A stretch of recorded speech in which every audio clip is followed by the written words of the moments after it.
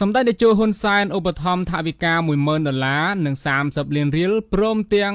រកដីធ្វើផ្ទះសម្រាប់ស្នាក់នៅផ្ដល់ជាថវិកាប្រចាំខែ1 លានរៀលសម្រាប់ក្មេងស្រីលក់ផ្កានៅឯឧទ្យានគិរីរម្យយោងតាមគណនី Facebook Page ផ្លូវការរបស់សម្ដេចអគ្គមហាសេនាបតីតេជោហ៊ុនសែនប្រធានព្រឹទ្ធសភាបានផុសការពី4នាទីមុននេះថាចៅស្រីស៊ុនស្រីតីបានមកជួបលោកតាសម្ដេចតេជោហើយនៅរសៀលថ្ងៃអាទិត្យមួយកើតខែពិសាខឆ្នាំម្សាញ់ស័ព្ទស័កពុទ្ធសករាជ2568ត្រូវនៅថ្ងៃទី27ខែមេសាឆ្នាំ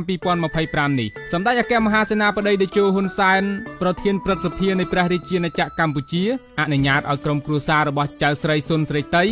តូចលក់ផ្កាចូលជួបនិងបានសួរសុខទុក្ខនៅភូមិគ្រឹះតាខ្មៅបន្ទាប់ពីបានសាកសួរសុខទុក្ខពីស្ថានភាពគ្រួសារនិងការសិក្សារបស់ចៅ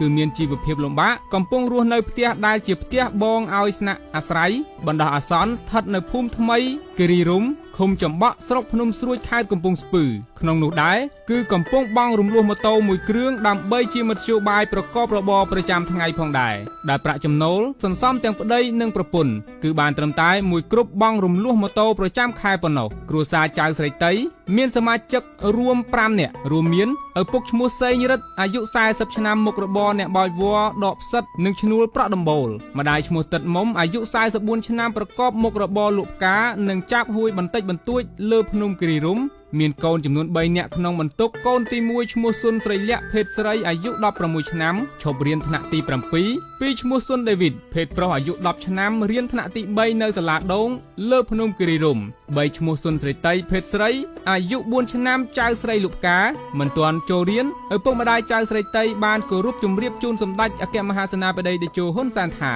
ចៅស្រីស៊ុនស្រីតីជាកូនស្រីឆ្លាតចាប់ពីពេលចេះនិយាយមកគឺនិយាយច្រើនហើយតែងតែទាយកផ្កាដែលម្ដាយក្រងរួចទៅលក់នៅមាត់ផ្លូវជាមួយម្ដាយក្នុងខណៈនៃការគោរពជម្រាបជូនសម្ដេចតេជោចៅស្រីតីបានជជែកលេងជាមួយសម្ដេចតេជោជាច្រើនវីដេអូនិងផ្សាយជូននៅលើ TikTok ដើម្បីជួយសម្រួលដល់ការរស់នៅរបស់គ្រួសារចៅស្រីតីសម្ដេចតេជោបានផ្ដល់ប្រាក់ដុល្លារចំនួន$10,000និងប្រាក់រៀលចំនួន30លានរៀលដោយដាក់ចូលគណនីធនាគារឲ្យសម្ដេចតេជោក៏នឹងផ្ដល់1លានរៀលប្រចាំខែរយៈពេល3ឆ្នាំព្រមទាំងទិញដីសម្រាប់ធ្វើផ្ទះឲ្យនិងដីសម្រាប់ធ្វើស្រែចម្ការនៅខាងក្រោមភ្នំគិរីរម្យជាប់ផ្លូវធំដែលអាចប្រកបរបរលក់ចាប់ហួយនិងអាចធ្វើចម្ការចិញ្ចឹមសត្វបានជាពិសេសគឺងាយស្រួលសម្រាប់កូនចៅទៅរៀនដោយឯកឧត្តមសេងទៀងនិងទទួលរៀបចំកិច្ចការងារនេះសូមជូនពរក្រុមគ្រួសារចៅស្រីស៊ុនស្រីតីជោគជ័យសំណាងល្អ